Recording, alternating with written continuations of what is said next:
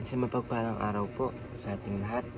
Ako si Godfrey Quizon and this is my devotion for today, January 24.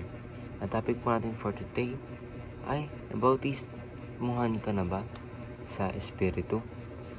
So, ang topic po natin, ang scripture natin po for today is 1 Corinthians chapter 1 verse 12 to 13. So, ano daw po yung concept ng baptism in the Holy Spirit?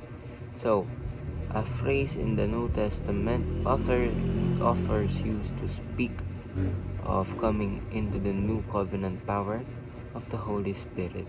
This would include the impartation of new spiritual life, cleansing from sin, a break with the ruling power and love of sin, and some empowering for ministry. So, ito daw po yung kapag sumusabi niya daw po sa atin na ginagabayan po tayo ng Holy Spirit. So, that's why tayo po ay unti-unti nagbabago. And of course, dahil nga po sa biyaya po ng ating Panginoon, sa guidance niya kung bakit po nangyayari iyon. So, teachings po, it is the indwelling presence of God. Ibig sabihin po is yung ating Panginoon po yung kapangyarihan po and yung presence ng ating Panginoon, yung kumbaga siya yung symbol, siya yung nagbibigay ng or nagpapadala ng Holy Spirit para po tayo ay magabayan ng maayos, and of course para po tayo ay ma-influence, for us to be influenced to do good things. So, second teaching is this a bondage breaking moment. So, ang last teaching din po natin is it is the Spirit's enablement to live to live life of Christ. So, ibig sabihin, ito daw po yung parang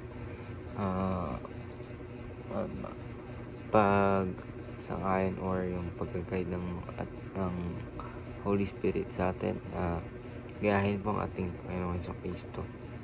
So, application is ask God to break the bondage of sin in your life. Of course, lagi po nating katandaan na dapat kay Lord po natin lahat inuuna, lahat ng bagay. And of course, second application is believe that Spirit's indwelling is permanent. And last application po natin is carry the life of Christ by the enablement of the Spirit. So, ayun lang po. Maraming salamat. Ako si Patrick Quizon and this is my devotion for the day, January 24.